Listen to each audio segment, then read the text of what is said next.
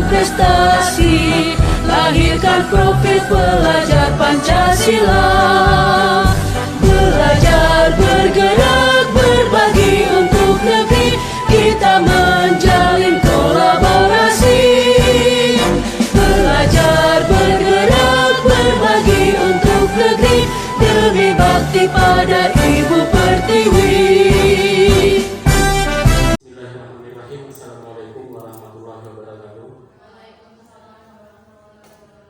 Puji syukur kita ucapkan kehadiran Allah Subhanahu wa taala karena pada siang hari ini alhamdulillah kita masih diberikan kesehatan dan kesempatan untuk kita bisa berkumpul bersama di ruangan Seri ini dalam rangka kegiatan calon guru penggerak. Saya sendiri atas nama Zulkifli untuk presentasi tentang aksi nyata budaya positif. Yang pertama yang saya hormati Bapak Kepala Sekolah SMK Negeri 1 Kempas, kemudian Bapak Ibu guru BK, kemudian calon guru penggerak dan juga wali kelas 10, 11 dan 12. Sebelum memulai kegiatan presentasi saya berharap ada arahan dari Kepala Sekolah untuk kegiatan kali ini. Kepada Bapak dipersilakan. Bismillahirrahmanirrahim. Assalamualaikum warahmatullahi wabarakatuh. Semangat pagi Bapak Ibu semua. Alhamdulillahirabbil alamin. Asyhadu an la ilaha illallah wa asyhadu anna Muhammadan abduhu wa rasuluhu la nabiyya ba'da. Di judul kegiatan CGP angkatan ke-8 ini, penerapan budaya positif. Rasanya udah yang ketiga kali kita bicarakan ya. Ya, mudah-mudahan ini luar biasa. Hari ini kita diundang oleh Pak Zul untuk berkolaborasi, saling mensupport. Nah, ini juga merupakan bagian dari kegiatan budaya positif kita. Mensupport teman-teman siapa saja yang ingin tampil.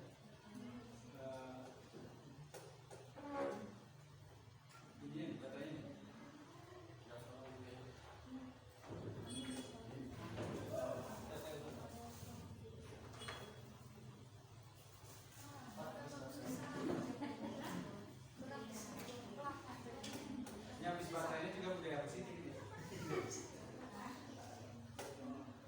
Dengar suara kan? Apa ya? Jadi artinya kita saling mensupport semua kegiatan. Maka saya bilang kepada teman-teman guru SMK Negeri 1 Kempas, kalau yang namanya SMK di Indragiri itu hanya dua sekolah yang iri kepada SMK Kempas, SMK 1 Tembilan, satu SMK Hulu. Jadi selalu dipublis di teman-teman dia itu hari ini kita berbangga ini sudah punya CGP 4, tapi jangan sampai kalah ya ke SMK 1 Kempas, karena mata-mata saya ada di situ. Ya mata-mata itu bukan disuruh jadi mata-mata, cuma curhat aja. Jadi Bapak bilang enak juga ya jadi pesaing, disaingi dengan hal yang positif. Terjun ke dunia kepemimpinan pembelajaran itu, salah satu di antaranya ini sudah orang yang kelima ini, yang tampil di sini sebagai CGP. Yang positif kita apa? Saya ingin Pak Zul, teman-teman yang tampil di CGP itu, yang sudah jadi guru penggerak, mau yang sedang berproses, harus saling membantu. Ya, hari ini kan ada Bu Nopal, Bu Yuli karena konsentrasinya lagi fokus menyaksikan BRUD, Muntinya lagi pelatihan 2 hari, ini ada Pak Mis. Jadi ini suatu kegiatan budaya positif mensupport kegiatan kita masing-masing. Makanya saya juga kepingin tolong teman-teman yang sudah jadi CGP ini, yang ada di dalam ini, saya lihat kemarin yang 10 ini kayaknya nggak ada yang mendaftar ini. Nanti saya malu nanti ada 10 nggak ada, diketahui pasal nanti. Ayo jujur aja bisa tampil Wirda BK belum ada nih untuk yang ke-10. Kalau tidak lolos 10, 9, 8, 7, 6, minimal 2, 1 ada. Jadi itu Bapak Ibu ya. Kemudian lagi Kita sudah 4 kali membicarakan budaya positif di sekolah. Banyak hal yang sudah kita diskusikan. Mudah-mudahan itu nanti ada menjadi catatan bagi Bapak Ibu yang sudah. Dulu Bu Norpa sama Bu Muti, Yuli sama Pak Mis udah membicarakan kita tentang budaya, dan tentu kita berharap apa yang belum ada ketika Bu Norpa kemarin dari dikembangkan oleh Pak Mis dengan Yuli. Nah, saya dengan Pak Zul mungkin apalagi ada yang baru yang kita belum kerjakan atau yang sudah dan sedang kita kerjakan belum maksimal. Nah, kita maksimalkan di CGP angkatan Pak Zul ini. Kemudian lagi Bapak Ibu, hari ini kita yang terlibat wali kelas ya Pak Zul, wali kelas, guru BK, CGP sendiri. Itu di wali kelas, perwakilan wali kelas berkaitan dengan pengembangan budaya positif di sekolah kita itu, yang kalau saya tentu sebagai pimpinan kolaborasi dan saling mensupport itu menjadi hal yang utama. Kenapa? Makanya saya bilang tadi juga saya berdiskusi dengan tim literasi dan tim GSM. Saya tidak ingin Sri Mariani dulu itu dengan hari ini sama, karena sudah pasti berbeda. Dulu dia guru honor, sekarang mau P3, sudah pasti ada peningkatannya. Maka tidak perlu malu bertanya, malu belajar, malu bereksekusi. Kita kan punya kelompok untuk saling mensupport. Maka kita sama-sama bertanggung jawab mensupport teman-teman kita dengan hal-hal yang positif. Saya kira itu pengantar saya Bapak Ibu berkaitan dengan kegiatan Pak Zulkifli SP M merasa percaya diri MPD. Itu apa ya? Itu panjangnya apa ya? Iya, ada iya kan. Mudah-mudahan ini motivasi tersendiri buat kita sehingga sebentar Pak Mis, yang di sebelah Pak Mis itu apa penghambatnya sehingga dia nggak mau untuk ikut CGP Pak Mis? Katanya tadi fokus di PGB. Oh iya, dia lupa, dia udah masuk ke PGB belum? Tahap 2 ya. Maksudnya Pretest. lagi pretest. Kalau tidak lulus, jadi Bapak Ibu untuk mempermudah sertifikasi itu melalui CGP. Kalau sudah CGP, insya Allah otomatis sertifikasi. Artinya jalannya lebih terbuka. Jadi kalau berjuang-juang saja di Unarpa itu terbalik, itu berjuang dari sertifikasi dulu baru. Tapi sekarang berjuang, contohnya saya jumpa Andi Ilham, dia sebentar dulu Pak. Tahu Pak CGP itu saya dipanggil uji PPP. Ini nggak perlu lagi ya. Itu hanya ikut CGP. Itu Pak.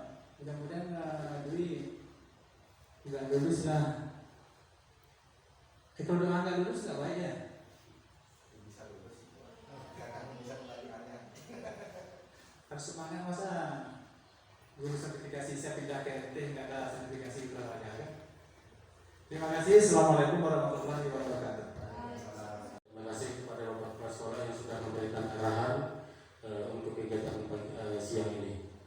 Selanjutnya saya mohon izin berdiri ya Pak untuk memberikan ataupun mempresentasikan tentang penerapan budaya positif di sekolah. Sebelumnya saya mengucapkan terima kasih kepada Bapak dan Ibu semua yang sudah menyempatkan waktunya untuk duduk bersama di sini kita berkolaborasi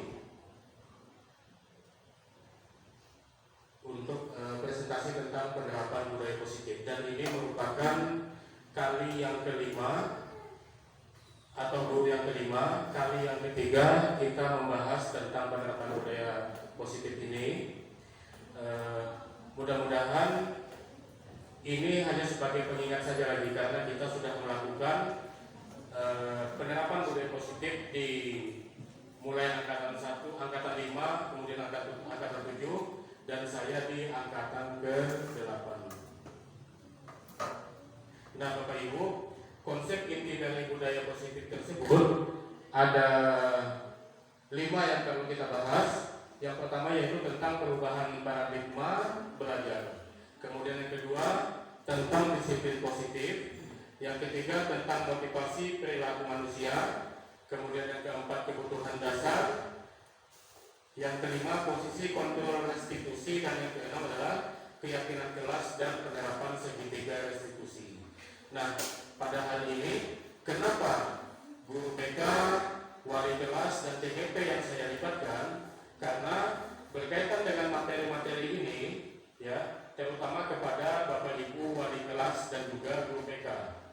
Kenapa? Karena nanti akan ada pembahasan tentang bagaimana mengatasi permasalahan-permasalahan peserta didik kita, yaitu dengan melakukan segitiga restitusi. Nah, selama ini kan yang paling sering untuk menyelesaikan permasalahan-permasalahan di dalam kelas adalah Bapak dan Ibu wali kelas. Sehingga saya mengundang Bapak dan Ibu untuk kita berdiskusi bersama di sini. Ya, berkolaborasi, berdiskusi untuk sama-sama memahami tentang budaya positif di sekolah kita.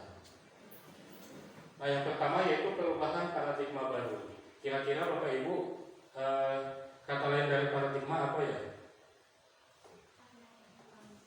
Pandangan, ya, atau pola pikir kita. Nah, jadi perubahan paradigma baru di sini yaitu bagaimana kita memiliki pola pikir yang baru, khususnya terhadap perubahan pada proses pembelajaran, paradigma terhadap dunia pendidikan. Kenapa? Karena semakin berkembang zaman, semakin lama, maka semakin berkembang pula ilmu pengetahuan, sehingga kita tidak bisa lagi menggunakan pemikiran-pemikiran yang terdahulu. Ya, kita harus menyesuaikan dengan perkembangan zaman. Nah, kalau Bapak Ibu TGP pasti sudah tahu tentang menurut pendidikan menurut Ki Hajar Dewantara mengenai mengenai perkembangan zaman dan juga budaya, ya, budaya setempat dan juga perkembangan zaman. Jadi sebagai pendidik maka kita harus mengikuti tentang perkembangan zaman, sehingga kita tidak selalu berpikir tentang yang ke belakang. Nah, pembelajaran paradigma baru ini memastikan praktik pembelajaran untuk bagaimana berpusat pada peserta didik, sehingga peserta didik itu lebih leluasa untuk merumuskan rancangan pembelajaran dan asesmen yang sesuai dengan karakteristik dan kebutuhan peserta didik kita. Nah, di sini kemudian kita masuk pada disiplin positif, ya, di mana disiplin positif ini kita sering mengalami miskonsepsi berpikir tentang makna daripada kontrol. Di mana disiplin positif ini itu adalah bagaimana kita bisa mengontrol perilaku dan sikap kita, dan kita bisa memilih untuk sesuai dengan keyakinan yang ada pada diri kita. Nah, menurut Dr. William Glasser dalam kontrol teori itu ada 4 miskonsepsi makna dari kontrol terhadap diri kita, ya, kontrol kita terhadap murid. Yang pertama adalah ilusi guru mengontrol murid, bahwa selama ini kita percaya kita mampu untuk mengontrol murid, padahal ternyata tidak. Kenapa kita bisa mengontrol murid? Itu karena murid mengizinkan dirinya untuk dikontrol. Ya, maksudnya bagaimana ini? Contohnya, ya, contoh nyatanya adalah misalkan di kelas A atau kelas B. Kemudian guru A dan guru B. Di kelas A tersebut, pada saat guru A-nya masuk, maka siswa tersebut bisa saja tertib, tenang, nurut, semangat. Tetapi pada saat kelas B, guru B yang masuk, bisa saja siswa tersebut itu ribut, kemudian tidak menghargai, tidak mengerjakan tugas ataupun latihan. Nah, artinya apa? Bahwa bukan kemampuan guru untuk mengontrol, tapi bagaimana siswa tersebut atau peserta didik itu mengizinkan untuk dirinya dikontrol sesuai dengan apa harapan mereka terhadap guru tersebut. Itu salah satu contoh. Jadi menurut Dr. William bahwa ilusi guru mengontrol murid itu ternyata salah, ya. Tetapi guru tersebut itu diizinkan oleh peserta didik untuk mengontrol dirinya. Kemudian yang kedua, ilusi bahwa semua penguatan positif efektif dan bermanfaat. Nah, di sini maksudnya adalah pada saat kita memberikan nasihat-nasihat kepada peserta didik kita. Artinya apa? Pada saat kita memberikan nasihat-nasihat tersebut, itu bisa jadi bahwa nasihat tersebut tidak sampai kepada peserta didik kita. Sehingga hari ini mereka mengatakan iya, ternyata besok mereka berulah kembali. Nah, kemudian yang ketiga, ilusi bahwa kritik dan membuat orang merasa bersalah dapat menguatkan karakter. Kadang-kadang kita sebagai guru itu bagaimana membuat peserta didik kita itu merasa bersalah, ya. Misalkan bagaimana contohnya? Misalkan kita dengan siswa membuat kelakuan tersebut, khususnya wali kelas, kita mengatakan gara-gara kamu, ibu misalkan dipanggil kepala sekolah, ibu misalkan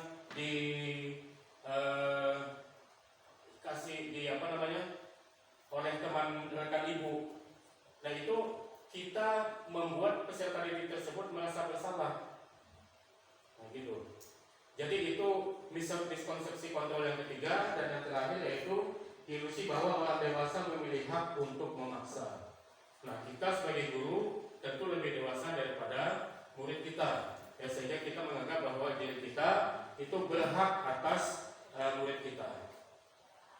Lalu bagaimana sebenarnya makna kontrol tersebut? Ternyata makna kontrol tadi, disiplin positif, itu harusnya muncul dari dalam diri siswa sendiri. Nah, tentu dengan bantuan kita. Nah, bantuan kita seperti apa? Tentu tidak dengan seperti yang kita bahas di 4 ini tadi. Bagaimana? Nanti kita akan melakukan penjelasan lebih lanjut. Kemudian kita lanjutkan.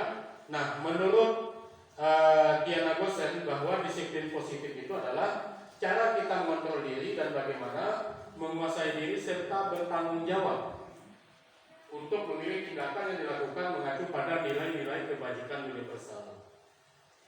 Kemudian menurut Ki Hajar Dewantara bahwa disiplin itu merupakan perilaku yang berasal dari motivasi internal, artinya dalam diri kita sendiri sebagai guru ataupun dari dalam diri murid tersebut, di mana disiplin positif nantinya akan menghasilkan murid yang merdeka. Merdeka di sini dalam artian mereka tidak mendapatkan tekanan-tekanan.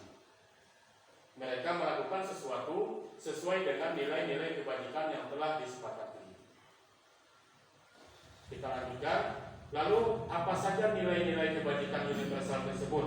Nah, nilai kebajikan universal itu merupakan kebajikan yang disepakati bersama oleh kita dan murid kita, oleh guru dan peserta didik, tanpa melihat suku, tanpa melihat agama, tanpa melihat latar belakang keluarga yang seperti apa.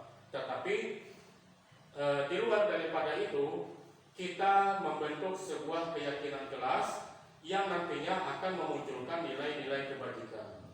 Ya, saya yakin untuk yang angkatan 5 dan juga angkatan 7 guru penggerak yang ada di SMK ini itu sudah melakukan kesepakatan kelas di dalam kelas yang mereka ajar, ya, dan siswa juga sudah pada tahu, sehingga kalau misalkan Bapak Ibu, ayo kita buat keyakinan kelas, peserta didik tersebut itu sudah tahu seperti apa keyakinan kelas yang akan disepakati, ya.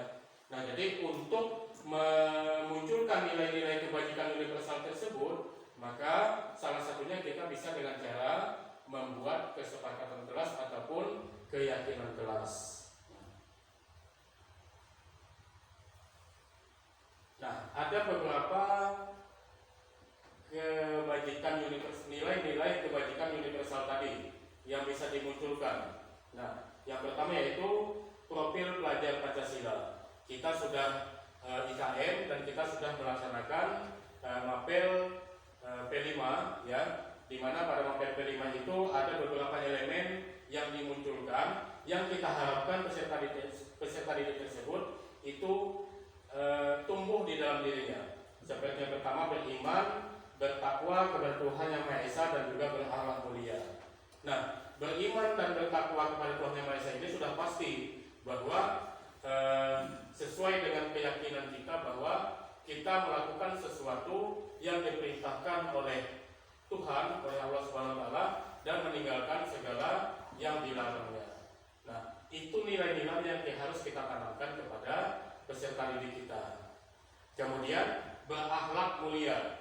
Nah, berakhlak mulia ini kemarin juga kan kita sudah bahas ya bukunya, ada di grup P5 itu yang saya share itu.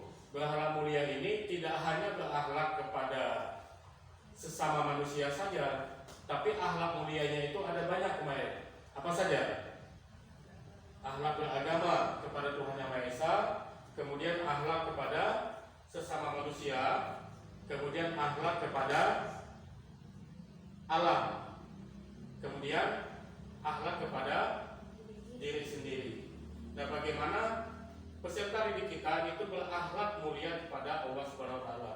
Bagaimana dia berakhlak mulia kepada sesama manusia, terutama kepada gurunya, kepada teman-temannya di sekolah, dan kepada orang tuanya di rumah. Bagaimana dia berakhlak kepada dirinya sendiri? Dia menghargai dirinya sendiri untuk memunculkan kebajikan-kebajikan. Kemudian bagaimana dia berakhlak kepada alam, memperlakukan alam sesuai dengan semestinya. Nah, di P5 itu yang perlu untuk ditekankan, ya. Kemudian yang kedua, elemennya mandiri, kemudian bernalar kritis, berkebinekaan global, bergotong royong, dan kreatif. Selanjutnya nilai kebajikan yang lain ada dari IBO Primary Years Program, yaitu tentang sikap murid. Nah, bagaimana sikap murid yang perlu untuk dikembangkan, seperti toleransi, rasa hormat, integritas, mandiri, menghargai, antusias, sampai pada komitmen. Nah, pada saat kita membentuk kesepakatan kelas, nanti kita akan dapat, ya, kita akan mendapatkan nilai-nilai kebajikan yang perlu disepakati oleh peserta didik tersebut. Kemudian ada dari Indonesian Heritage Foundation, yaitu 9 pilar karakter, mulai dari cinta terhadap Tuhan dan segala ciptaannya sampai pada kedamaian dan kesatuan. Kemudian dari petunjuk seumur hidup dan keterampilan hidup. Dan yang terakhir yaitu petunjuk hidup. Nah, ini merupakan nilai-nilai kebajikan. Nah, nilai kebajikan itu yang nantinya kita munculkan di dalam kelas. Bukan wali kelas saja, tapi seluruh guru mata pelajaran. Jadi bisa saja nanti kalau sudah kita membuat kesepakatan kelas ataupun keyakinan kelas, nanti akan ada di dinding kelas itu sebanyak guru yang mengajar tentang nilai kebajikan yang sudah mereka sepakati, sehingga untuk mengingatkan mereka tinggal lihat apa nilai-nilai kebajikan yang sudah mereka sepakati di dalam kelas. Dan terakhir itu Demetrius Project atau proyek nilai-nilai kebajikan. Nah, ini termasuk ke dalam nilai-nilai kebajikan universal. Nah, ini ada permainan sedikit Pak tentang games tepuk angka. Siapa yang sudah pernah games tepuk angka? Kalau belum, kita mau bermain? Ya, biar tidak ngantuk di apa saya ya, di presentasi saya. Ya. Beri aplaus rekannya. Ya, beri aplaus dulu. Cuman aplausnya itu tidak seperti itu nanti untuk permainannya. Ada game angka. Kalau saya sebutkan Bapak boleh ikut bermain Pak? Ikut bermain di sini ya Pak ya, di depan. Yang pesertanya mau diri apa dulu? Diri. Oke, silakan berdiri. Saya ajarkan dulu untuk tepuk angkanya mulai dari 1 sampai 5. Saya contohkan tepuk 1, tepuk 2. Ya, dari kanan dulu kecil ya. Tepuk 1, tepuk 2. Kalau tepuk 3 tambah ke atas. Tepuk 3. Tidak sama. Tepuk 3. Tepuk 4, 2 kali kiri kanan, 2 kali kiri. Tepuk 4. Tepuk 5-nya, 2 kali kanan, 2 kali kiri, 1 kali atas. Tepuk 5. Oke, mantap. Saya ulangi dari tepuk 1. Ya. Tepuk 1, tepuk 2, tepuk 3, tepuk 4, tepuk 5. Nah, bagaimana kalau tepuk 5? Tepuk 5-nya 4 kali, tepuk 4-nya 5 kali. Ya, gak apa-apa. Nah, sekarang bagaimana kalau tepuk 5-nya kita berulang-ulang sesuai dengan arahan saya. Ya. Kita mulai dari tepuk 1. Ya. Tepuk 1, tepuk 2, tepuk 3, tepuk 4.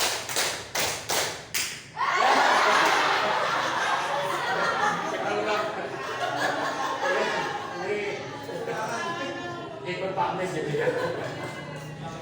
Kita ulang ya. Mulai dari tepuk 1, tepuk 1, tepuk 2, tepuk 3, tepuk 4, tepuk 5.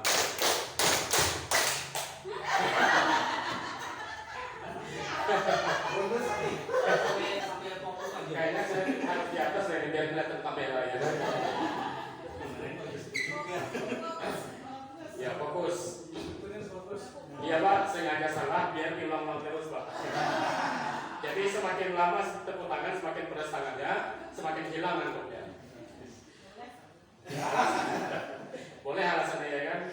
Kita mulai. Tepuk 1, tepuk 2, tepuk 3, tepuk 4, tepuk 5, tepuk 5 kali. 1, 2, 3. Yeay. Cuman yang 5 kalinya tidak serempak, ya kan? Tangannya sudah pedas? Sudah? Mau diulang lagi? Sekali lagi yang benar. Oke. Yang benar ya. Fokus ya, karena cuma tepuk tangan tapi tetap kita memerlukan fokus. Ya. Tepuk 1, tepuk 2, tepuk 3, tepuk 4, tepuk 5, tepuk 5 kali. 1.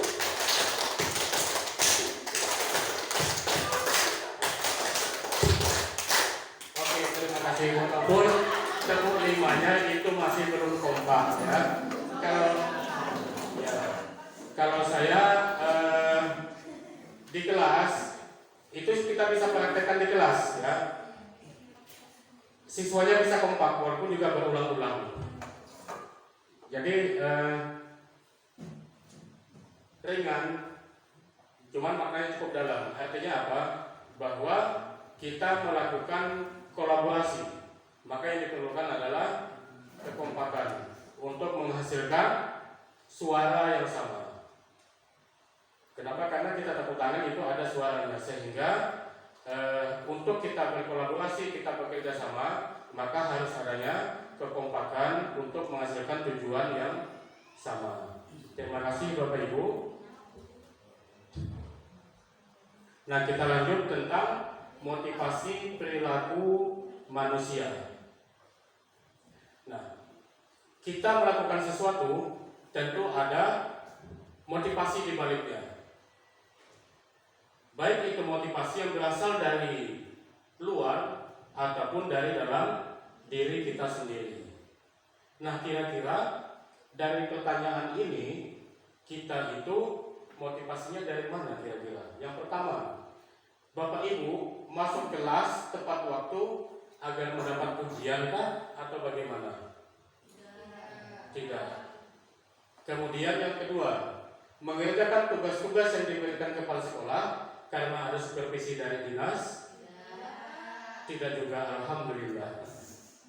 Kemudian yang ketiga, membariskan murid meski bukan petugas piket? Bisa jadi. Bisa jadi. Nah, kenapa kita melakukan itu, Bu Novi? Tanggung jawab kita Pak sebagai guru. Sebagai guru, super sekali. Walaupun bukan tugas kita di piket. Oke, terima kasih. Catat itu ya Pak Mes. Ya. Mulai besok dicatat. Yang dikit pernah ya. Yang sudah lalu saya pernah kayak gitu. Ya pernah ya, dan itu tidak mengharapkan apapun. Super sekali. Iya, dan menemukan tanggung jawab. Itulah motivasi yang ada di dalam diri. Yang masuk pada pertanyaan keempat, yaitu datang tepat waktu karena menyadari bahwa sebagai guru memiliki nilai positif untuk diri yang dapat menjadi teladan bagi muridnya. Ya, termasuk yang dicontohkan Bu Novi tadi, ya. Saya yakin bukan karena terpaksa ya kan, guru piketnya belum datang, guru yang lain belum ada, tetapi karena tanggung jawab sebagai guru sehingga walaupun bukan piketnya Bu Novi, tetapi tetap membariskannya. Ya. Boleh hapus untuk Bu Novi?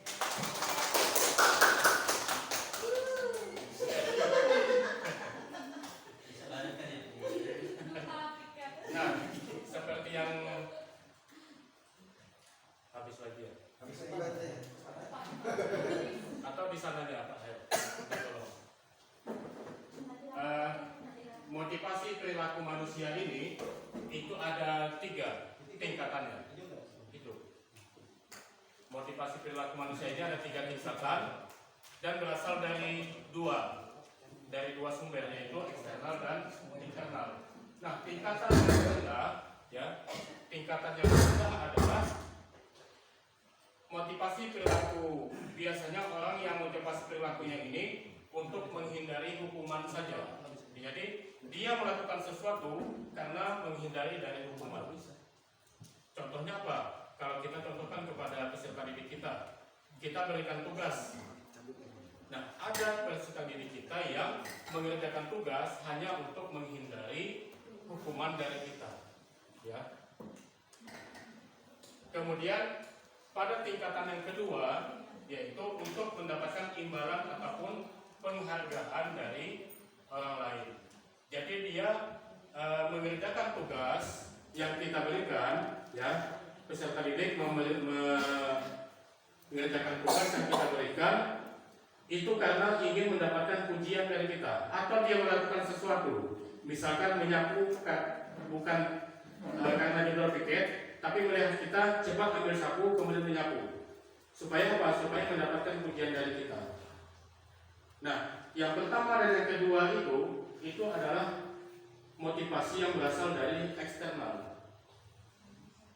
Sementara pada tingkatan tertinggi, dan insya Allah kita guru-gurunya ya sudah berada pada tingkatan yang ketiga, yaitu untuk menjadi orang yang mereka inginkan dan menghargai diri sendiri dengan nilai-nilai yang mereka percaya.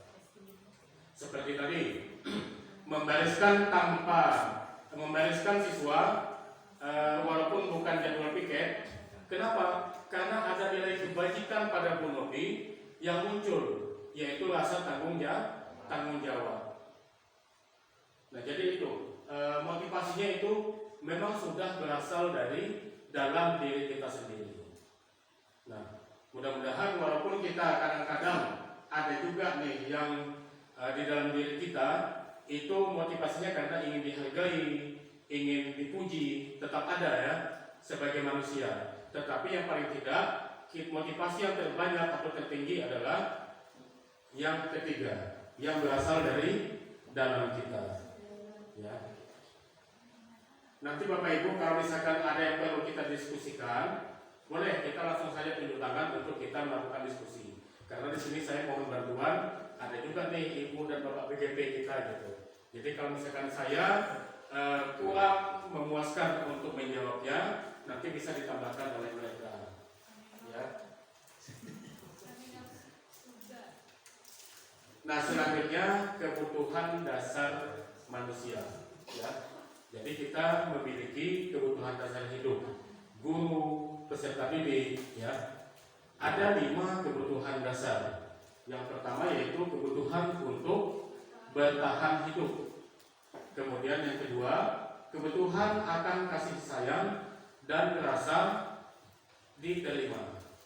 Yang ketiga, kebutuhan akan kebebasan. Yang keempat, kebutuhan untuk memenuhi kesenangan. Yang terakhir adalah kebutuhan terhadap penguasaan. Nah, jadi ada 5 kebutuhan. Nah, kita sebagai guru maka wajib hukumnya wajib hukumnya untuk memahami kebutuhan peserta didik. Jadi kalau misalkan saya dengar, bahkan saya pun pernah mengucapkan, tidak mungkin saya bisa mengenal satu persatu peserta didik, harusnya mereka yang kenal saya. Dulu seperti itu pemikirannya. Ternyata itu salah. Ya, sebanyak apapun peserta didik kita, apalagi wali kelas, maka kita perlu untuk mengenal mereka. Sehingga kita lebih mudah untuk melakukan atau mengontrol diri kita terhadap mereka. Nah, berdasarkan kebutuhan hidup ini, kira-kira ada beberapa pertanyaan untuk Bapak dan Ibu. Yang pertama, kebutuhan Bapak Ibu terkait dengan kebutuhan dasar bertahan hidup terpenuhi dengan apa? Makan, minum, istirahat, apalagi? Pakaian, rumah, ya. Nah, itu adalah kebutuhan fisiologis. Ya, kita perlu makan, kita perlu minum, kita perlu rumah, kita perlu pakaian, termasuk kebutuhan biologis, yaitu reproduksi sebagai bagian daripada bertahan hidup. Kemudian yang kedua, kebutuhan Bapak Ibu terkait dengan diterima dan disayangi terpenuhi dengan apa? Orang tua, teman, keluarga, ya, suami istri, kemudian anaknya, ya, apa? Ayah. Kalau di sekolah peserta didik kita, ya, bagaimana kita tentu kita kan ingin sekali diterima oleh orang lain, ingin sekali diterima ingin sekali disayang oleh orang lain, sehingga kadang-kadang di dalam diri kita, bagaimana saya bisa ikut di kelompok tersebut, bagaimana saya bisa bergabung di kelompok tersebut. Wajar saja itu merupakan kebutuhan dasar kita, diterima dan disayangi oleh orang lain. Nah, kita di sekolah sudah pasti ingin diterima dan disayangi oleh warga sekolah. Kalau kita sebagai majelis guru, ya tentu saja sesama majelis guru. Di dalam kelas kita tentu ingin diterima oleh peserta didik kita, oleh siswa kita. Begitu juga dengan siswa, dengan peserta didik, dia juga ingin diterima, ingin disayangi. Sehingga kadang-kadang, ya, ada dari mereka tersebut yang bersikap kurang di mata kita. Dan salah satu penyebabnya adalah karena mereka tidak mendapatkan atau kurang mendapatkan kasih sayang dan juga penerimaan, baik itu oleh temannya maupun oleh keluarganya. Nah, gimana menurut ini? Kalau berpegang dua kurangi satu dulu. Iya, ya kan punya. Nah, tinggal dulu di rumah satu. Pengen diterima nih sama kita sejalan, sama atasan atau sama siapapun. Pasti terjadi yang namanya berbuka dua. Banyak yang kayak gitu. Banyak. Mudah-mudahan setelah ini, khususnya kita yang ada di dalam ini, besok tidak kita tinggalkan muka yang satu itu. Ya. Jadi saya bayangkan muka dulu. Depan belakang ya. Di depan lain, belakang lain ya. Di depan mukanya kucing, belakang mukanya harimau, ya kan? Cuman kalau saya jujur aja, sampai sekarang tidak bisa membedakan orang bermuka dua, satu ataupun tiga. Ya tetap satu. Peribahasa. Tapi itulah kehidupan sosial yang berlebihan. Ya. Kemudian kebutuhan yang ketiga yaitu penguasaan. Dari mana kita bisa memenuhi kebutuhan penguasaan tersebut? Ya, menguasai apapun. Kadang-kadang di dalam diri kita ingin menguasai sesuatu, berkuasa terhadap yang lain. Nah, bagaimana? Bisa jadi di rumah, ya kan? Bisa jadi kita memiliki mengambil kekuasaan tersebut itu pada saat kita ada di rumah. Kalau peserta didik bisa jadi dia punya jiwa kepemimpinan gitu, dan dia ingin menjadi ketua kelas, ya itu adalah kebutuhan kekuasaan. Dia ingin jadi ketua OSIS, dia ingin jadi sekretaris, ya termasuk ke dalam itu, ya penguasaan. Jadi ada peserta didik kita itu dia kebutuhannya terhadap penguasaan, menguasai sesuatu. Atau dalam hal kecil, pada saat kita berdiskusi di dalam kelas, ya ada peserta didik yang memang dia mau melakukan pendapat teos. Pernah nggak nemu itu? Nah, itu merupakan salah satu cara dia memenuhi kebutuhan penguasaan. Dia ingin menguasai teman-temannya dengan cara selalu memberikan pendapat-pendapat. Kemudian yang ketiga, yang keempat, kebutuhan kesenangan. Kalau kita, bagaimana kita memenuhi kesenangan kita? Duit, ya, dengan duit yang utama.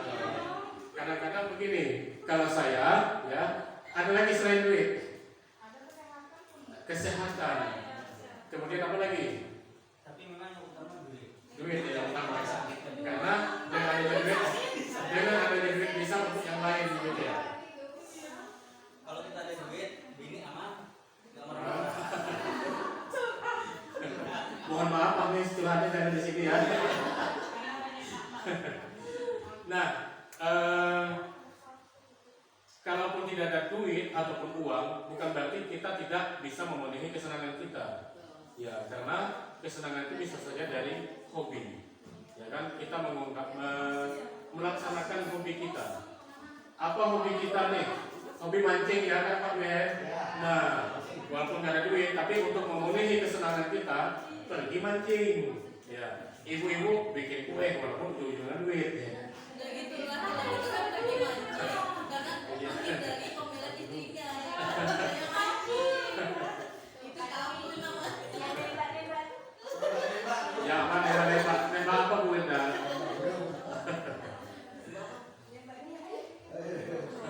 Nembak duit. Nembak burung. Kemudian kebutuhan akan kebebasan. Kira-kira menurut Bapak Ibu, bagaimana kita bisa memenuhi kebutuhan akan kebebasan?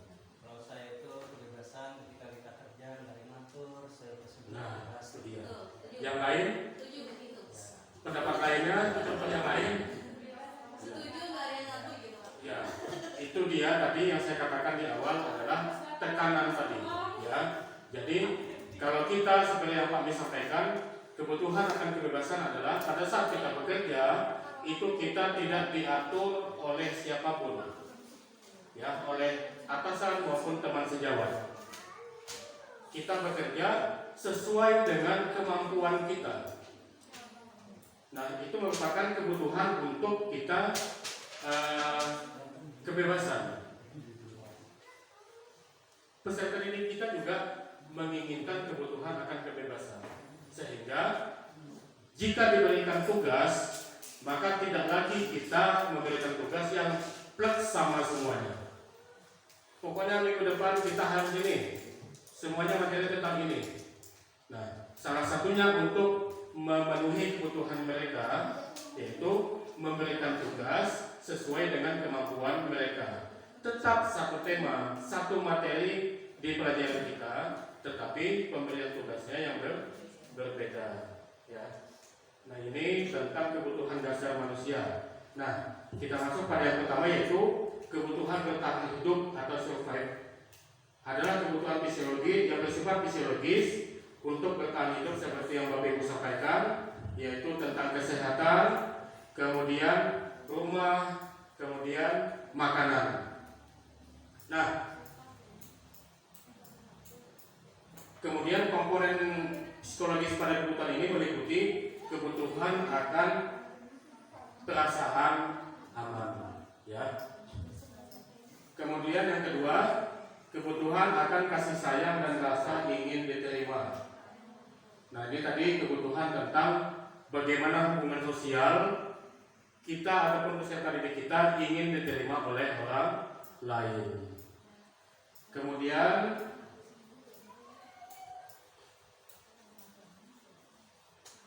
yang ketiga, kebutuhan akan penguasaan, pengakuan atas kemampuan. Ya, tentu saja kadang-kadang kalau kita memiliki prestasi, tentu kita ingin sekali ada pengakuan dalam hati kita. Sudah pasti itu kan.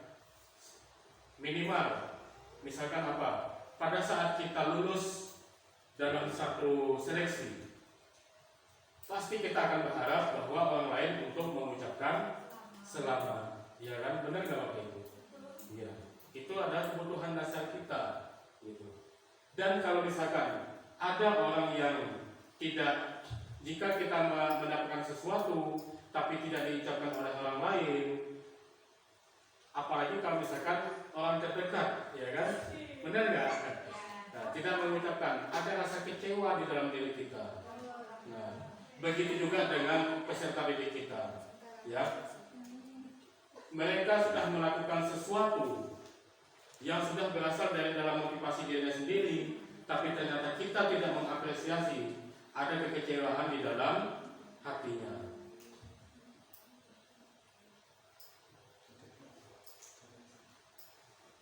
Kemudian kebutuhan akan kebebasan atau kebutuhan akan pilihan, di mana anak-anak dengan kebutuhan kebebasan yang tinggi menginginkan pilihan.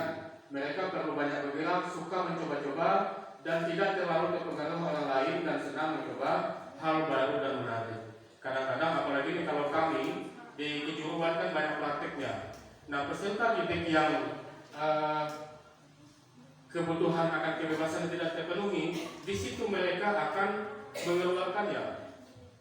Mereka akan mencoba melakukan sesuatu dan mereka tidak senang untuk diatur gitu.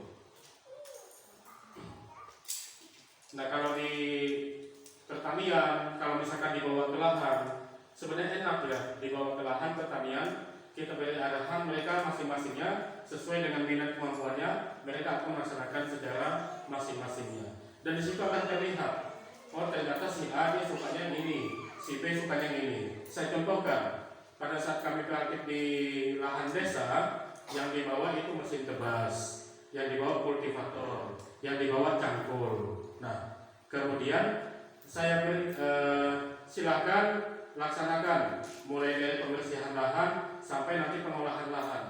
Maka ada beberapa orang yang akan memilih kultivator, ya, karena mereka berminat di sana, minat dengan mesin, minat dengan sesuatu yang mengasihkan bagi mereka, yaitu menggunakan sesuatu yang bersifat teknologi.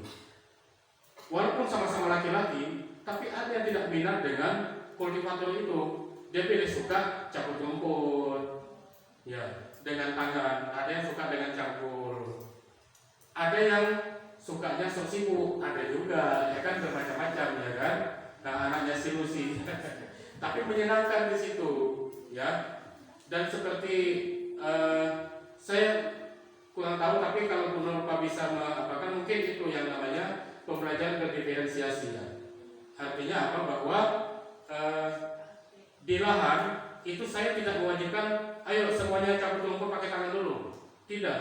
Tapi silahkan cabut rumput, nanti saya akan melihat ternyata ada yang suka menggunakan cangkul, ada yang suka duduk-duduk. Kenapa? Karena mungkin dia sambil mau cerita dengan temannya atau pengen santai gitu. Dan ada yang memang sukanya itu pakai tebas rumput. semangat dia kalau sudah di lahan tebas rumput. Nah di situ kita bisa melihat bahwa peserta didik kita itu kebutuhannya berbeda-beda, minatnya pun berbeda-beda. Itu pembelajaran berdiferensiasi kalau di luar ruangan. Nah di dalam ruangan saya masih perlu belajar bagaimana caranya memberikan tugas di dalam kelas pembelajaran berdiferensiasi.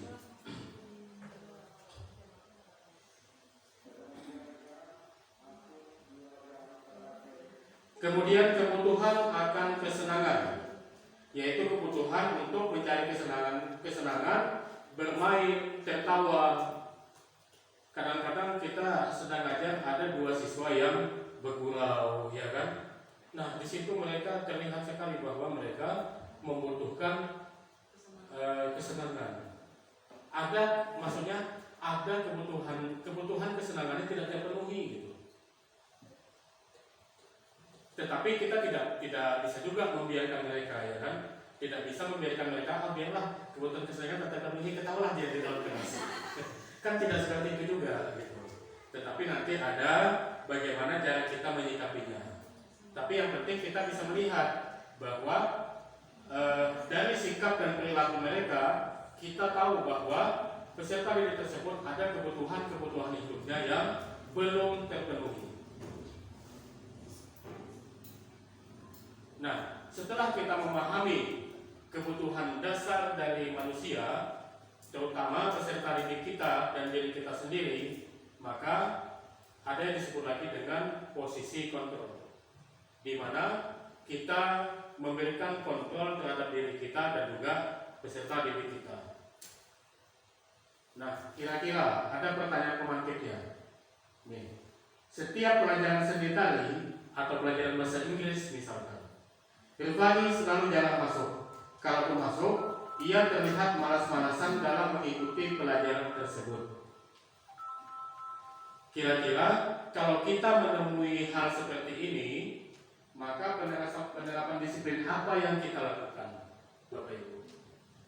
Siapa yang mau menjawab kira-kira? Apa yang akan kita lakukan?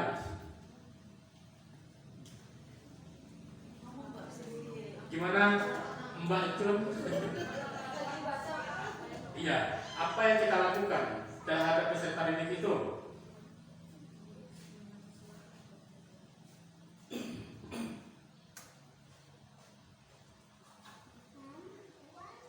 Gimana Bu Yuni? Kalau merdeka itu sebenarnya tidak perlu ditunjuk ya? Iya. Kalau ditunjuk berarti tidak merdeka, ya kan? Di dalam kelas, cuman kalau kita tidak tunjuk tak mau pula ngomong katanya dalam kelas ya. Nah, kalau tak ditunjuk tak mau pula dia ngomong. Memang itulah dilema kita, ya kan? Ya. Jadi kalau saya salah satu caranya adalah yang untuk memantik yang lain, yang ditunjuk itu yang memang betul-betul bisa menjawab gitu. Itu salah satu caranya untuk memantiknya. Tapi yang bisa jawab itu belum selesai pertanyaan kita sudah jawab, ya kan?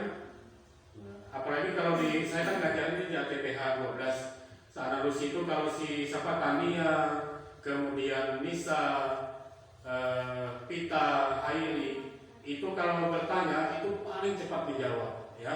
Kadang-kadang, aduh gimana nih caranya supaya yang lain yang menjawab gitu. Tapi ya kita tidak bisa menyalahkan mereka, ya. Mereka sudah percaya diri. Maka itu saya tuh di kelas 12 KTP kemarin masuk, memberikan sedikit arahan ke mereka. Baru aja kawannya mau menjawab, katanya mengejek, ya kan. Jadi yang mau menjawab tuh mental dong jadinya. Edor mentalnya terbalik. Ya itu sebenarnya permasalahan peserta didik kita mungkin di sekolah lain. Kenapa lebih banyak diam? Karena mau menjawab itu bukan tidak tahu, ya, tetapi karena malas diejek oleh temannya. Nah silakan yang ini siapa yang mau jawab? Mau pakai mikrofon nggak? Ya. Mau pakai mikrofon silakan. Gimana? Ya, Pak silakan. Justru kalau Terima kasih Pak Zulkifli, luar biasa tampilan apa nih, Canva ya, PPT-nya luar biasa, bagus sekali. Kalau saya menanggapi, sebetulnya kita bisa juga menggunakan dengan segitiga restitusi, apalagi ketika siswa itu terlambat kemudian bermasalah, dengan salah satunya dengan kita menerapkan segitiga restitusi. Kemudian yang kedua, dengan demikian kita juga bisa pendekatan dengan siswanya dulu. Kita cari tahu sebabnya kenapa dia bisa malas-malasan ketika belajar dengan pelajaran seni tari ya, itu yang utama. Kemudian yang kedua tadi dengan cara segitiga restitusi. Itu aja. Terima kasih Pak Mis. Ya, plus untuk Pak Mis karena sudah PGP dan sudah GB. Ya, jadi Pak Mis sudah menerapkan hal-hal yang demikian ya. Kita nanti masuk pada bagaimana kita menyelesaikan masalah menggunakan segitiga restitusi. Nah, sekarang ini saya juga sampai sekarang masih penerapan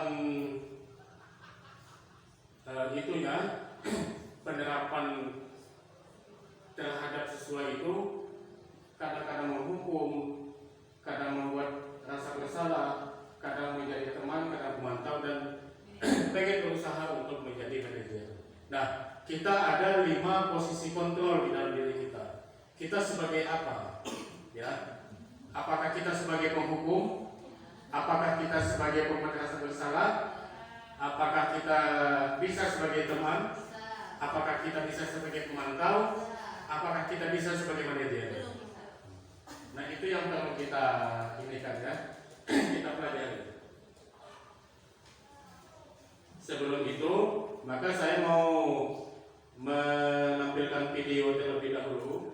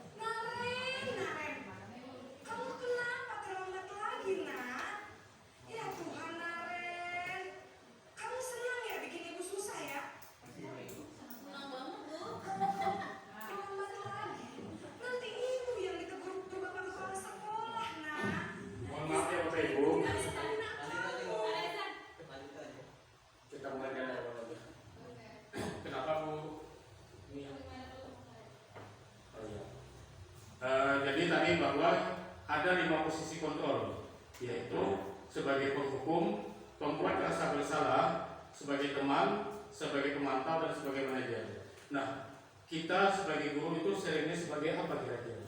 Nah, kita lihat di sini ya.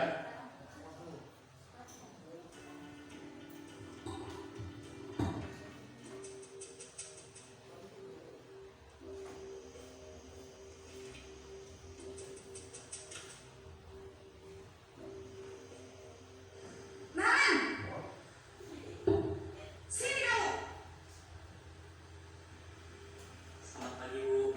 Selalu terlambat. Kamu deh, pasti terlambat. Maaf, Bu. Saya Apa? Apa coba? Alasan kamu apa lagi? Kapan sih kamu tidak terlambat? Malas sekali kamu jadi anak. Dasar malas. Gak kapok-kapok sih kamu. Sudah berapa kali terlambat? Sana, kamu keliling lapangan basket 2 kali. kenapa saya harus ke lapangan basket, Bu? Kenapa? Kamu melawan ibu. Berani-beraninya jawab. Sudah terlambat, masih berani jawab pula. Sekarang, keliling lapangan basket 5 kali sekalian. Biar kapok. Cepat. Pergi sana ke lapangan basket.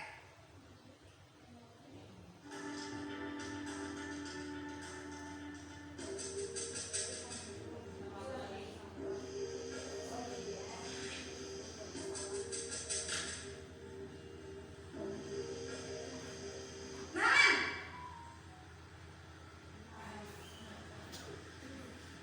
Selamat pagi, Bu. Naren, kamu kenapa terlambat lagi, nak? Ya Tuhan, Naren, kamu senang ya bikin ibu susah ya? Kalau kamu terlambat lagi, nanti ibu yang ditegur bapak kepala sekolah, nak.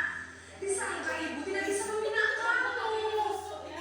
Duh, gimana ini?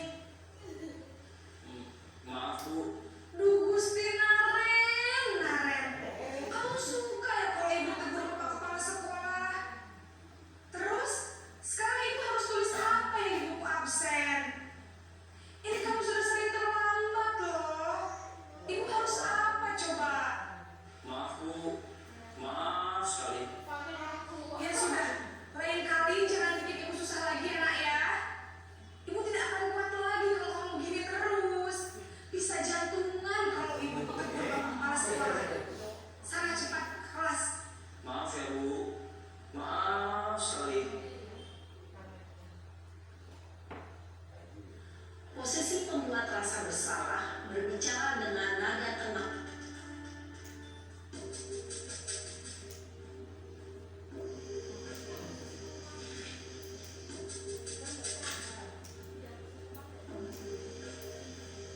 Naren!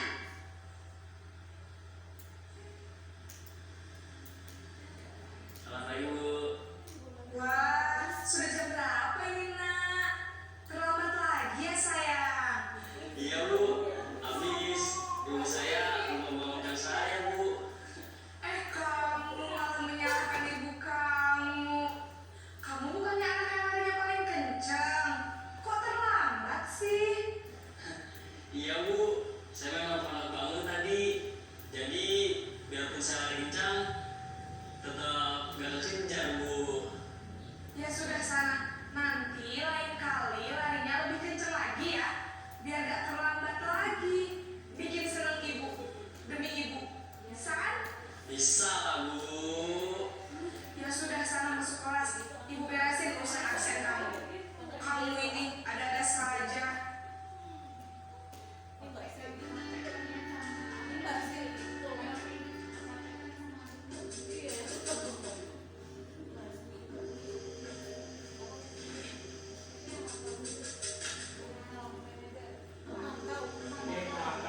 Naren!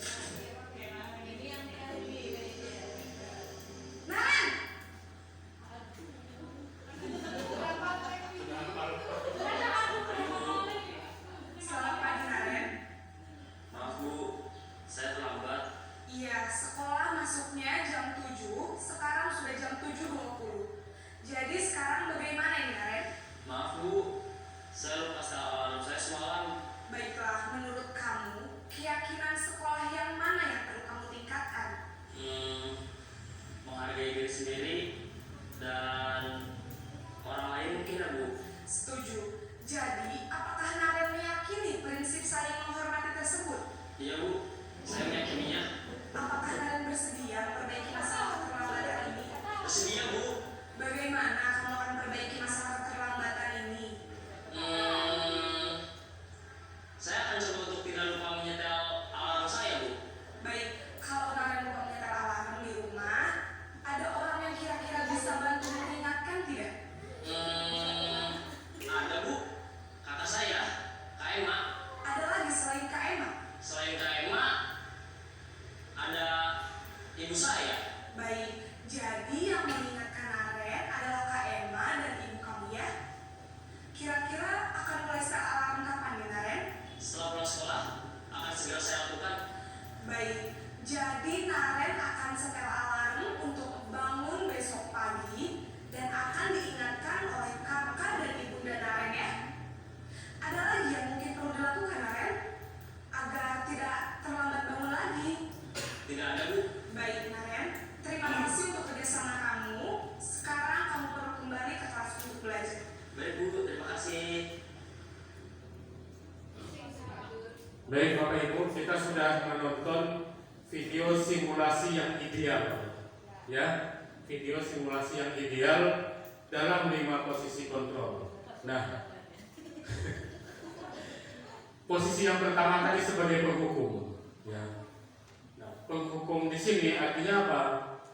Kita memberikan hukuman yang tidak sesuai dengan kesalahan mereka. Kesalahannya terlambat, tapi kita hukum berjemur, kan nggak sesuai. Nah kemarin, ya, mohon maaf sekali saya tidak tahu siapa yang menghukum, tapi beberapa siswa TKJ itu berdiri di depan tiang bendera. Siapa Bapak Ibu? Pak Dwi ya? Anak yang dihukum di bawah tiang bendera siapa? Iya, SOP. Bukan kemarin, bukan tadi. Oh ya, nah, itu salah satu contoh menghukum yang belum tentu kesalahannya sesuai dengan hukuman yang mereka terima. Ya, nah jadi maksudnya dari yang sudah kita bahas itu, artinya kita semakin paham dan mungkin bisa melakukan bahwa memberikan hukuman itu bukan solusi yang terbaik, apalagi kalau sekiranya kesalahan yang mereka lakukan itu tidak sesuai dengan hukuman yang mereka terima. Dan biasanya hukuman itu karena apa? Karena peraturan dari kita sendiri, bukan dari kesepakatan kita dengan peserta didik kita di dalam kelas. Kemudian yang kedua tadi posisi sebagai pembuat rasa bersalah. Nah, bagaimana kita membuat siswa tersebut dia merasa terpojok, membuat dia merasa bersalah dengan kelakuannya, dengan dirinya sendiri. Maaf tadi saya lupa. Sebagai penghukum, hasilnya itu akan menjadikan peserta didik kita menjadi paling tidak dia bisa menurut, ya paling tidak dia bisa menurut. Hanya saja mungkin kita punya cara yang lainnya juga, ya. Kita punya cara yang lainnya juga untuk menyelesaikan masalah itu, ya. Terutama kita sebagai wali kelas. Anak siapa Pak Mis? Nggak tahu. Mumpung wali kelasnya ada di sini ya kan. Nah salah satunya tadi ya Bapak Ibu, salah satunya tadi walaupun ini tidak mudah ya, tidak semudah keluar dari ucapan mulut ya. Tapi kalau kita tidak mencoba, tahukah kita berhasil atau tidak? Ya kan? Karena saya yakin bahwa di dalam kelas itu siswa-siswa kita itu bisa mengikuti apa yang kita sampaikan, ya. Jadi kok hilang? Nah, kembali ke sini. Jadi ini posisi kontrol restitusi tadi, ya. Kita berada di posisi yang mana? Dan yang disampaikan Pak Mis tadi itu bukan berarti dia berada di posisi penghukum, ya. Menanyakan kenapa terlambat walaupun dengan nada yang tinggi, tapi bukan berarti dia sebagai posisi penghukum.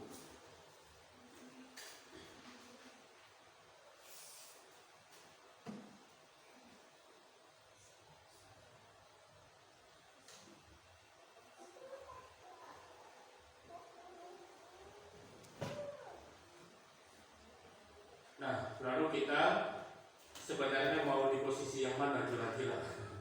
Karena kalau kita sebagai posisi penghukum, saya yakin kita pasti capek ya kan? Capek batin. Posisi nanti yang di mana?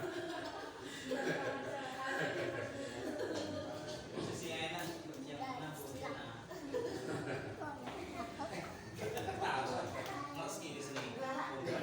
posisi yang duduk di sampingnya ada duit, ya kan Mulyana? Nah. ini kalau nggak ada kalau duit orang.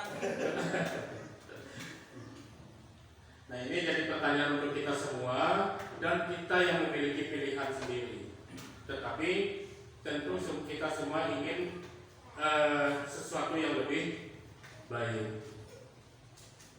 Nah ini keyakinan kelas dan segitiga restitusi kelas. Nah keyakinan kelas itu dibuat oleh murid berdasarkan nilai-nilai kebajikan universal dan akan lebih termotivasi karena berasal dari motivasi internal sendiri. Sementara kalau peraturan itu kita yang membuat gitu. Peraturan kelas. Pokoknya kalian tidak boleh gini, kalian tidak boleh ini, kalian tidak boleh ini. Itu peraturan. Tapi kalau keyakinan beda-bedanya dibuat oleh siswa sendiri atas kesadaran mereka dan mereka harus meyakini itu karena ada nilai-nilai kebajikan yang terkandung di dalamnya. Lalu bagaimana cara kita membuat keyakinan kelas? Kita harus memberikan pemahaman terlebih dahulu apa itu keyakinan kelas dan apa tujuannya. Sudah pasti tentunya adalah untuk supaya kondisi kelas lebih tertib pada saat pembelajaran. Lalu bagaimana? Ya kita tawarkan kepada mereka yang meyakininya. Apa ya contohnya? Selama pembelajaran tidak boleh makan, kemudian tidak boleh tidur, tidak boleh main HP. Dan saya sudah coba, alhamdulillah, mudah-mudahan tidak berubah lagi gitu. Ya, jadi pada saat masuk HP-nya memang sudah ditaruh di bawah kaki, ada juga di tas. Tapi yang bawah kaki saya masih lihat, tidak mungkin ya kan langsung berubah 100%. Yang dalam kaki saya masih lihat dia masih nyuri-nyuri. Tapi setidaknya tidak lagi terbentang di atas meja. Sebelum-sebelumnya saya masuk itu masih di atas meja, ya. Tapi setidaknya dengan itu, walaupun masih nyuri-nyuri masih bisa dimaklumi lah. Mungkin dia sangat ketergantungan dengan HP setiap saat. Ya. Nah, kalau kita misalkan mau membuat keyakinan kelas tadi, setelah muncul tidak boleh A, tidak boleh B, tidak boleh C, maka kalimat negatif tadi, jangan, tidak boleh, harusnya itu kan kalimat negatif ya boleh saya. Ya, nah kita ubah menjadi kalimat positif. Misalkan tidak boleh main HP saat belajar, maka bisa saja HP bisa digunakan untuk mencari informasi materi jika diizinkan oleh guru. Tidak boleh tidur dalam kelas. Apa kalimat positifnya misalkan? Jika mengantuk, izin keluar untuk cuci muka, ya kan?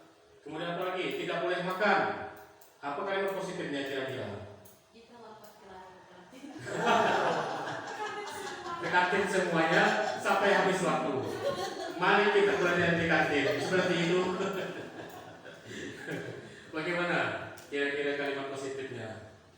Ya, sudah pasti makan pada saat jam istirahat atau jam kosong.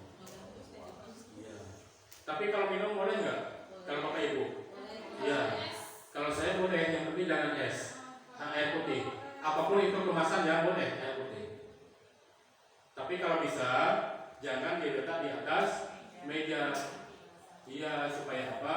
Mana tahu terjatuh, tertumpah, basah kertasnya. Dan itu siswa sendiri loh yang jawab. Kenapa tidak bisa? Satu lagi pertanyaan.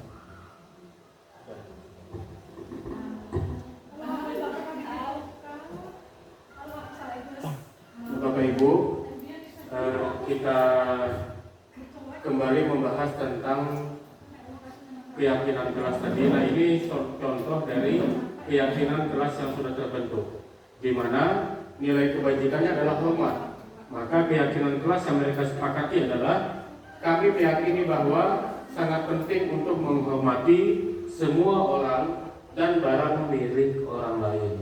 Ini contoh daripada keyakinan kelas yang mereka sepakati. Yang kedua, nilai kebajikannya adalah bekerja.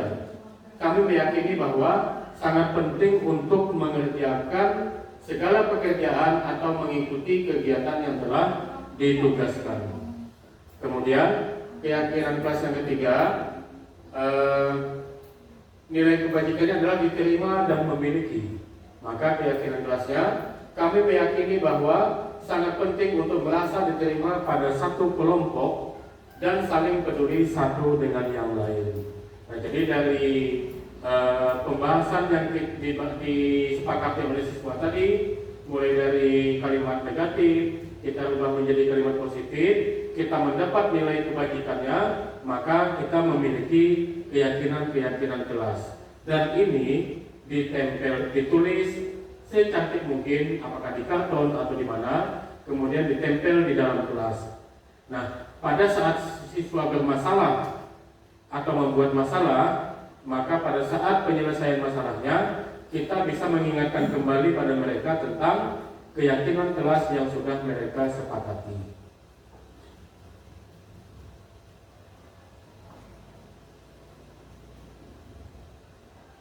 Nah, kemudian seperti yang dijawab oleh Pak Bis tadi tentang segitiga restitusi. Jadi penyelesaian masalah dengan menggunakan segitiga restitusi. Nah, di mana untuk menciptakan kondisi bagi murid memperbaiki kesalahan mereka, ya, sehingga mereka bisa kembali pada kelompok mereka dengan karakter yang lebih kuat, ya. Artinya apa? Penyelesaian masalah dengan segitiga restitusi ini itu untuk membentuk siswa yang tadinya gagal kembali menjadi siswa yang memiliki karakter. Nah, lalu bagaimana segitiga restitusi itu? Ada 3 tahapannya. Yang pertama yaitu menstabilkan identitas, yang kedua validasi tindakan yang salah, dan yang ketiga yaitu menanyakan keyakinan. Nah, pada tahapan menstabilkan identitas, jadi kita tidak langsung menyalahkannya. Itulah kamu, gini, gara-gara kamu. Tapi kita tidak lagi seperti itu gitu. Kemudian kita menanyakan kenapa dia melakukan hal tersebut, ya. Lalu kemudian menstabilkan identitas dia salah tadi dengan cara apa? Menguatkan mereka. Ya, kita semua punya rasa salah, kita semua pernah salah gitu. Tetapi dengan kesalahan tersebut nanti apa yang akan kita lakukan? Atau kamu bukan satu-satunya yang melakukan ini, yang lain juga demikian, untuk menstabilkan identitas ataupun emosinya. Nah, pada tahapan yang kedua yaitu validasi tindakan yang salah. Nah, artinya apa? Kita mengungkapkan kepada siswa kita tadi bahwa apa yang dia lakukan itu sudah pasti punya alasan. Walaupun misalkan dia ninju temannya, Bapak yakin kamu pasti melakukan itu punya alasan tertentu gitu. Jangan tiba-tiba itulah gara-gara kau ninju orang bengkak matanya gitu. Tambah emosi lah mereka, ya kan? Dan emosi dia. Tapi di validasi tindakan yang salah itu kita menguatkan dia dengan cara kita menyampaikan bahwa apa yang dilakukan itu pasti punya alasan. Kenapa dia ninju? Iya Pak, saya betul, saya ninju dia. Dia tadi yang mulai, dia yang gini.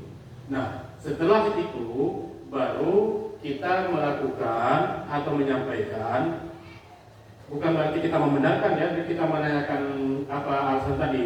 Nah, setelah dia menyampaikan alasannya, baru kita menyampaikan bahwa tindakannya itu sebenarnya tidak dibenarkan oleh apapun gitu. Baru yang terakhir yaitu menanyakan keyakinan. Artinya apa? Dengan kesalahan yang sudah dibuatnya, kita tanya keyakinan kelas apa yang sudah dilanggarnya, yang sudah disepakati. Tapi kalau kita tidak membuat kesepakatan kelas, apa yang mau kita tanyakan gitu, ya kan? Tidak ada keyakinan kelas yang bisa kita tanyakan karena kita tidak memiliki kesepakatan kelas. Nah, Bapak Ibu, inilah saya sampai hari ini hanya bisa memberikan secara teori saja. Saya juga masih banyak belajar, ya. Tetapi dari teori ini kita belajar untuk mempraktikkan. Nah, mempraktikkannya pun tidak akan pasti langsung berhasil, ya. Tidak akan seperti kita balikkan telapak tangan menjadi putih, yang hitam jadi putih. Tidak akan seperti itu. Artinya perlu proses dan harus berkolaborasi dengan teman-teman yang lain di lingkungan sekolah. Jadi tidak bisa kita sendiri yang melakukannya. Kita harus berkolaborasi bersama. Ya. Kalau kita tidak mencoba, bagaimana kita tahu bahwa sesuatu itu berhasil atau tidak? Ya Bapak Ibu. Dan kalaupun kita sudah mencoba, tidak akan mungkin akan menjadi seperti yang kita inginkan secara langsung. Pasti perlu proses. Nah, jadi mulai dari angkatan 5 kemarin, kemudian angkatan 7, kemudian angkatan 8. Nah, kita sudah beberapa kawan sudah mendapatkan ilmu secara teori. Bagaimana kalau misalkan kita praktikkan di dalam kelas? Ya Bapak Ibu, mudah-mudahan apa yang saya sampaikan ini itu bisa untuk kita memulai, ya, bisa kita untuk memulai menerapkannya di dalam kelas, khususnya Bapak Ibu wali kelas dan juga guru BK-nya. Saya mohon maaf sekali kalau misalkan ada penyampaian saya yang salah, yang kurang, yang tidak pada tempatnya. Dan terima kasih atas perhatian Bapak Ibu semua. Nah, sebelum saya tutup sampai sini, apakah ada yang mau ditanyakan?